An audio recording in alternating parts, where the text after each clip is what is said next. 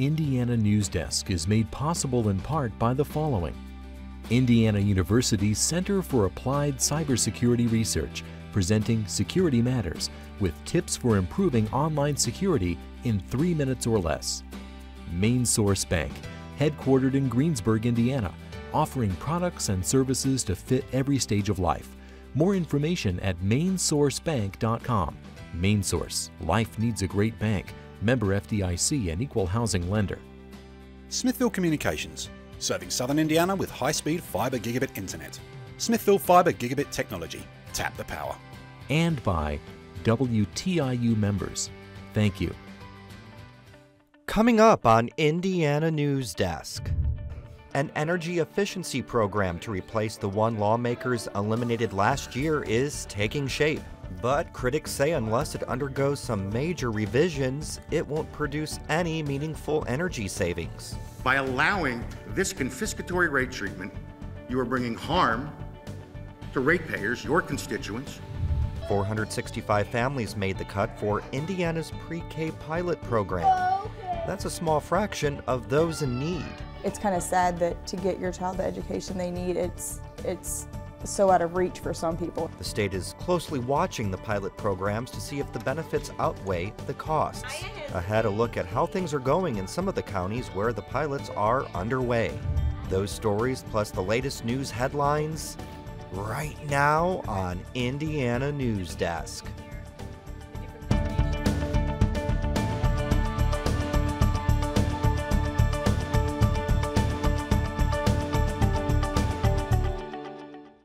Hello, I'm Joe Wren and welcome to Indiana Newsdesk.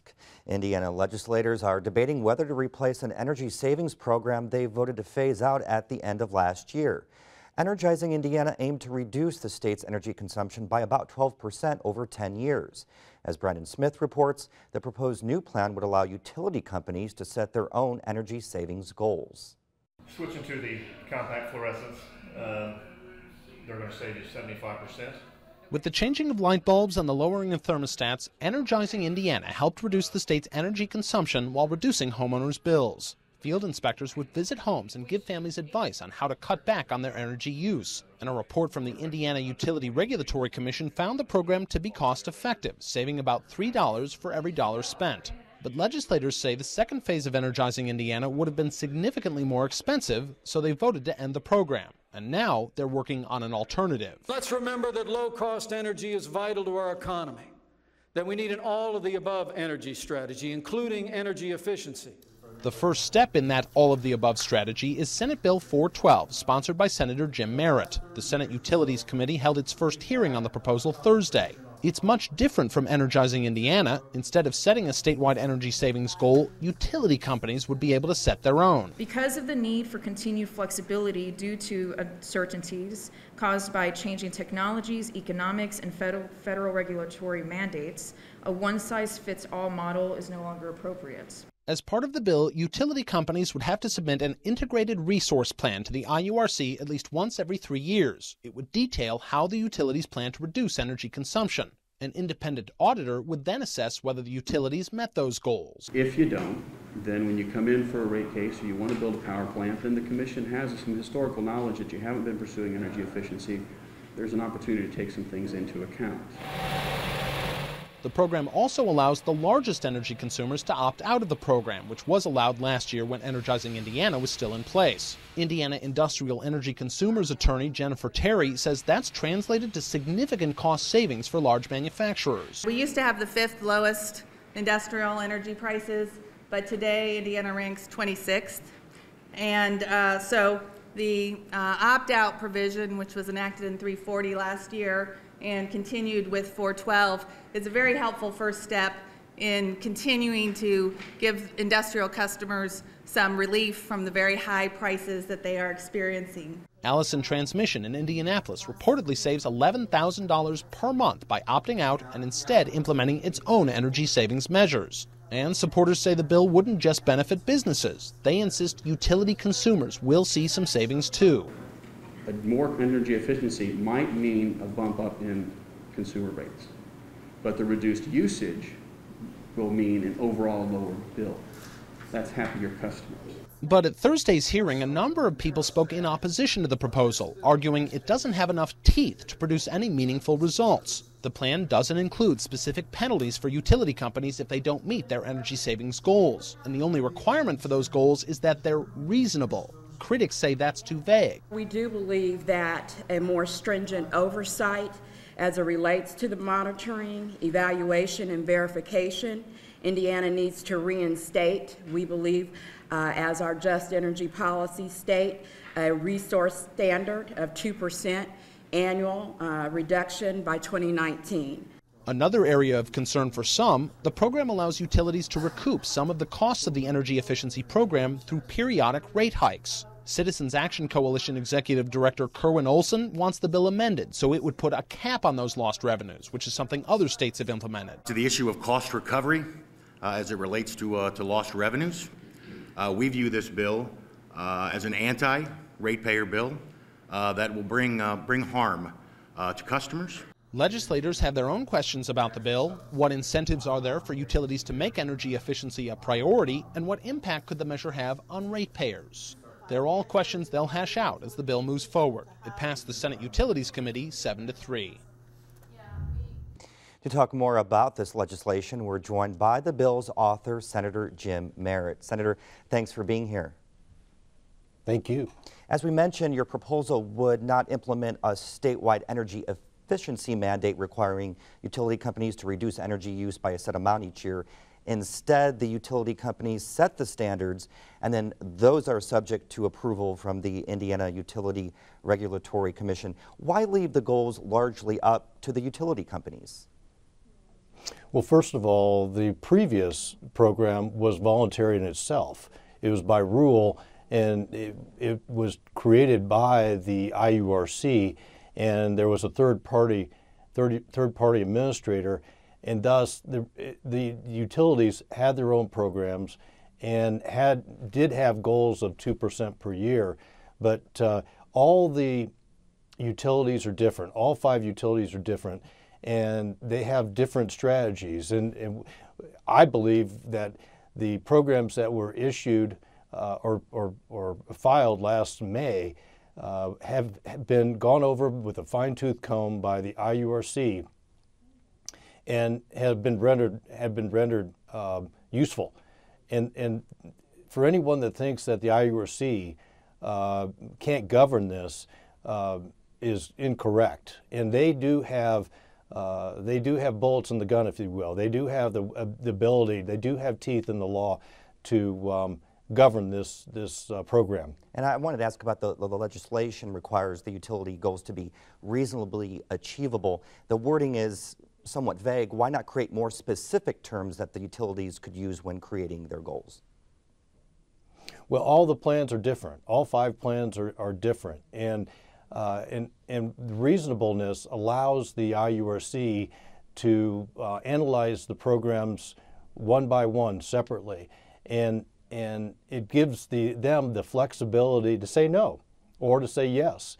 And also, the legislature is 150 people, great people, but not experts in utility law or energy law. And we believe that those experts are at the IURC and can govern this program correctly. We just have about 20 seconds left, but I wanted to ask you about the utility companies being able to recover some of the cost through fees and customers' bills. Would you be open to putting a cap on how much money utilities could get back? As you probably know, the committee process in the General Assembly is a work in process and progress situation and system. We're looking at different ways that we can make the bill more acceptable, that we can make the bill more useful, and that can pass the Senate and the House and make it to the governor. And this is a very, very big issue for the governor of the state of Indiana since Senate Bill 340 went into law without a signature. And so we have a lot of work in front of us. And lost recovery, we will look at that, lost revenue recovery. Thank you very much, Senator. Thank you very much. Thank you. Now for headlines, we go over to Alex Dirkman, who has the latest on this week's top stories. Thank you, Joe. Supporters of electronic cigarettes are dismissing a study released this week that finds e-cigs release high levels of formaldehyde, a chemical known to cause cancer. The research indicates people who use e-cigarettes could be exposed to almost 5 times the amount of formaldehyde as people who use traditional cigarettes. The study gives a boost to the measure the Indiana Attorney General is proposing that would include electronic cigarettes in Indiana's statewide smoking ban. But the head of the American Vaping Association says the study is misguiding because e-cigarette users would never smoke as much vapor as the researchers proposed. 2 Republican congresswomen from Indiana worked to block an anti-abortion bill in the U.S. House of Representatives yesterday. The measure would have banned most abortions after 20 weeks, but several members of Congress, including Jackie Walorski and Susan Brooks, raised concerns about a provision in the bill only allowing exceptions for rape and incest only if women reported the incidents to the police. Their worries surround the majority of victims who do not come forward and report these crimes. The House did pass an alternative bill that would prohibit taxpayer funding from elective abortions. Walorski and Brooks both voted in favor of that measure. The last leg of Interstate 69 might not go along the existing State Road 37 as originally planned. Indiana Department of Transportation officials say they are keeping their options open when it comes to deciding the final route. NDOT spokesman Will Wingfield says since the route was initially identified 10 years ago, development and legal concerns have changed. When you're upgrading an existing route, you have to contend with all of the existing traffic, and so build the project in a way that's timely but also safe and maintains that volume of traffic. There's also homes and businesses along existing roadways that have developed over the years. NDOT is launching a study to determine the overall impact for the last section of I-69. The entire review process will likely take 2 to 3 years. It's been 1 year since a student shot another student on Purdue University's campus. Students took a moment of silence on Wednesday to remember Andrew Bolt, who was killed that day. Some students and supporters took to Twitter to share their remembrances, sharing photos from 1 year ago and using the hashtags Remember Andrew and Boiler Strong. One person wrote, "It's been a year since the shooting, but my heart is heavy like it was last week." Another student writes, "We haven't forgotten, we never will." 2 Indianapolis charter schools have until February 3rd to appeal a decision that would close their doors at the end of the year. Ball State University told Fall Creek Academy and University Heights Preparatory Academy that their charters will not be renewed due to chronic underperformance. If an appeal is denied, the schools will close June 12th. A trio of bills being filed through the Indiana State House would require drivers to leave a 3-foot clearance when passing cyclists on the road. Barbara Harrington explains. The proposed legislation says motorists who do not give cyclists the 3-foot clearance would be committing a Class C infraction and could be fined up to $500. Local cyclist Nick Hartman says the bills come as a welcome protective measure for riders. But Hartman says he worries about the law's effectiveness in certain areas of Monroe County. I think people will be a lot nicer. Out in the country, it's probably still going to be kind of a free-for-all. The bills are similar to ordinances that were passed in Lafayette area communities in June 2013. 23 states across the country have adopted statewide safe passing laws, with 22 of them requiring a minimum clearance of 3 feet when passing a bicycle. A similar law was proposed in the Senate last year but was denied a hearing. A bill aimed at stopping construction on Kokomo's baseball stadium passed the Indiana Senate yesterday by a significant majority. The measure gives the Indiana Department of Homeland Security the ability to issue a cease and desist order in certain circumstances. Kokomo Senator Jim Buck filed the legislation because the city's decision to build the stadium on flood-prone parcels of land could result in the state losing millions of dollars in federal hazard mitigation grant funds.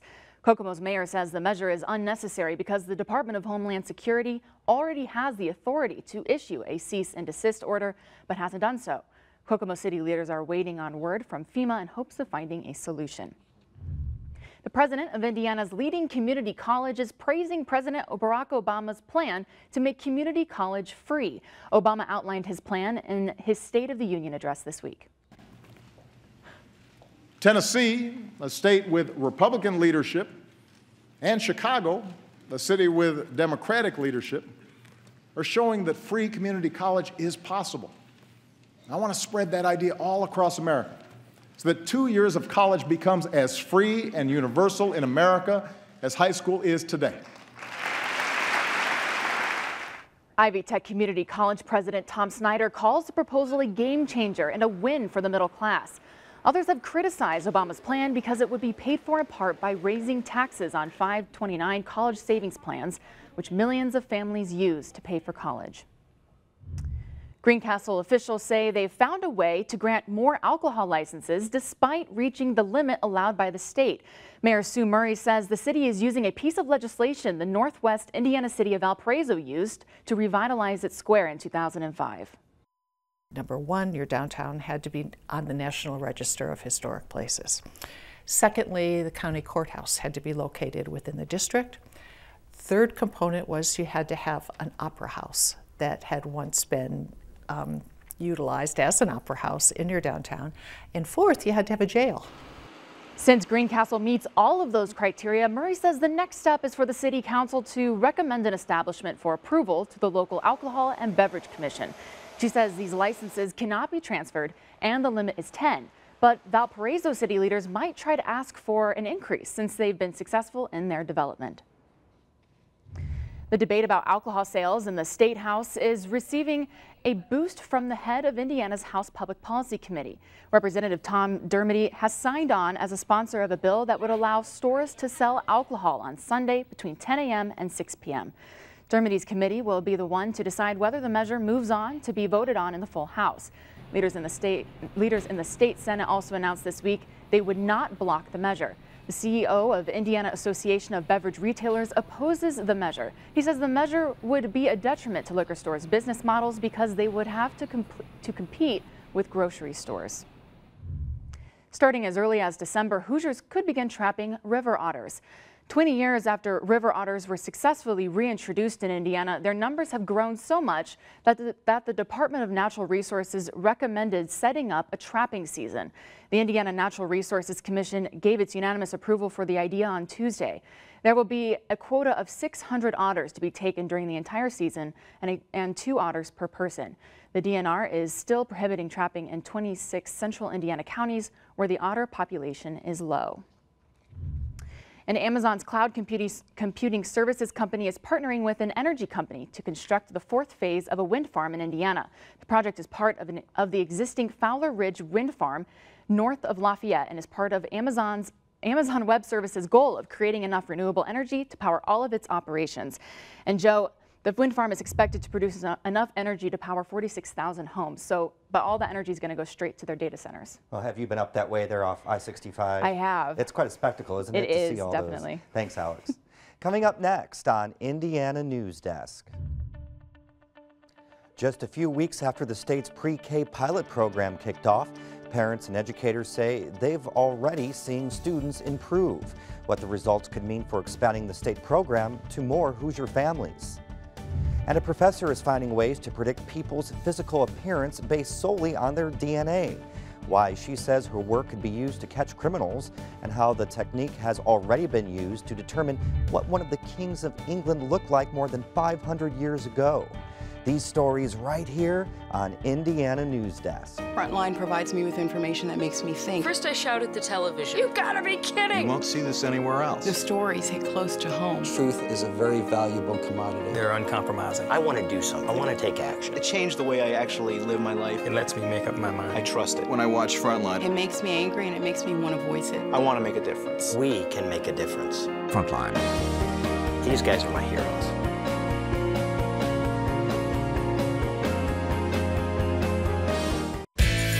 PBS kicks off the weekend with Charlie Rose and America's top newsmakers on his new series, Charlie Rose, The Week. Some people say, well, Obama was this raving liberal before, now he's, Dick Cheney. Recap the week's biggest stories and Charlie's best interviews. You feel there's this incredible synergy between the audience and the performer, and time slows down. And get a look at the week ahead. Charlie Rose, The Week. Check local listings. Welcome back to Indiana Newsdesk. I'm Joe Wren. The state's pre-K pilot program for low-income students is underway in 4 of the 5 counties selected to host the program. The 5th county will launch in June. Since before the legislature approved a pilot program last year, early education advocates have touted the benefits of preschool, saying classroom time before kindergarten can improve test scores years down the road. Indiana officials plan to follow students enrolled in the pre-K pilot for the next several years to determine whether those benefits outweigh the cost to the state. But as State Impact Indiana's Claire McInerney reports, some families say they're already seeing improvements in their children's learning just a few days in. 4-year-old Datavian Jackson has only been in the pre-K classroom at Day Early Learning Center in Indianapolis for 2 weeks now, but he's already practicing writing his name on a whiteboard. 2 of his classmates join him to write their own names, comparing their handwriting with each other's. This moment where learning and social interaction meet is what Day Early Learning Administrator Marcia Hearn-Lindsay says is crucial for kids this age. One of the things that I think is very important that we often miss in these opportunities is building the social and emotional competencies of children, really helping children know who they are and be able to work within an environment of other children. And I think that's a piece that we often miss when children don't have these opportunities at an early age. Before he enrolled in his pre-K class a few weeks ago, Datavian was at home with his mom. Every morning, his older brother and sister would get ready for school. And his mom says that made Datavian feel left out. I think it's just the whole idea of, well, this is something that my brother and sister do, and so I've never done it, and I want to do it. Jackson says her son definitely wanted to go to school, but he also needed to. He needs to be challenged a little bit more. I had a bunch of the workbooks at home, like we can do letters, and he lost interest in that real quick because it was like, I already know how to write my letters. But preschool wasn't really an option for the Jacksons last year because they rely on one income from Jackson's husband. It's kind of sad that to get your child the education they need, it's so out of reach for some people. As soon as Jackson and her husband heard about the state's pre-K program for low-income families, they applied, then waited to see if they would make the cut for one of the 465 spots in the state. More than 1,200 families had applied. The day they found out, I cried a little, and we jumped around the house. We all took turns jumping on the bed, actually, because he was so excited. And experts say getting 4-year-olds into school even just months before kindergarten can make a major difference. Studies are very clear that the children who start kindergarten well prepared are set for a much greater chance of academic achievement, including 3rd grade reading level, graduation from high school, and the completion of college. And so far, Datavian is doing well. Jackson says she's already seeing a difference. Before starting school, Datavian always had trouble remembering his birthday and how old he is. But he came home yesterday and he got in the car and he said, Mommy, my birthday is March 8th, 2010. And I said, oh, good job. So I was like, wow, I don't know what they did to get it to stick in his head because we couldn't get it to stick. While pre-K advocates are excited about these little victories, they also point out that the pilot program is only serving a fraction of the state's low-income children. They say there's more to do. I really am hoping that at some point we can understand that even our working poor and our middle-income families are struggling to pay the cost for pre-K and preschool experiences and figure out a way that we can deepen or widen our support for them.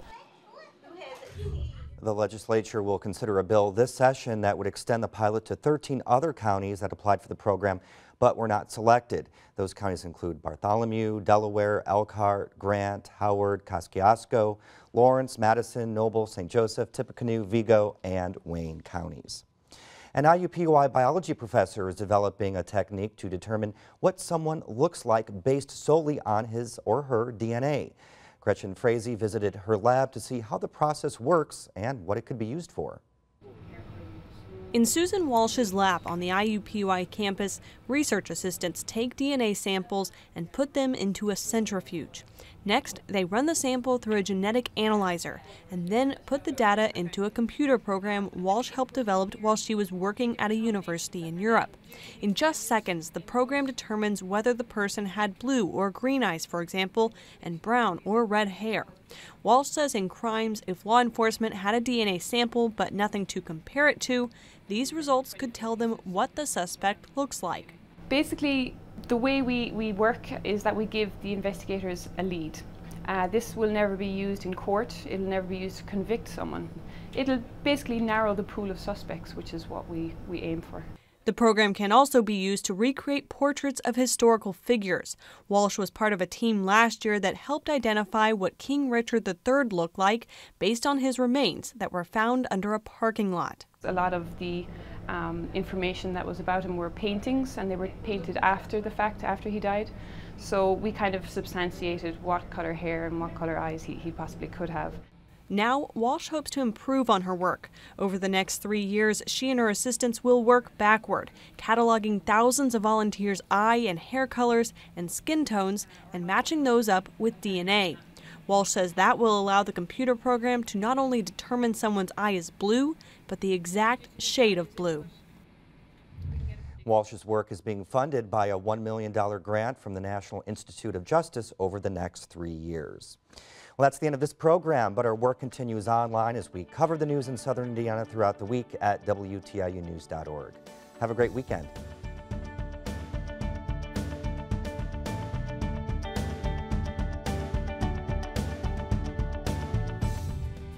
Indiana Newsdesk is made possible in part by the following: Indiana University's Center for Applied Cybersecurity Research, presenting Security Matters, with tips for improving online security in 3 minutes or less. Main Source Bank, headquartered in Greensburg, Indiana, offering products and services to fit every stage of life. More information at mainsourcebank.com. Main Source, life needs a great bank. Member FDIC and equal housing lender. Smithville Communications, serving Southern Indiana with high-speed fiber gigabit internet. Smithville Fiber Gigabit Technology. Tap the power. And by WTIU members. Thank you.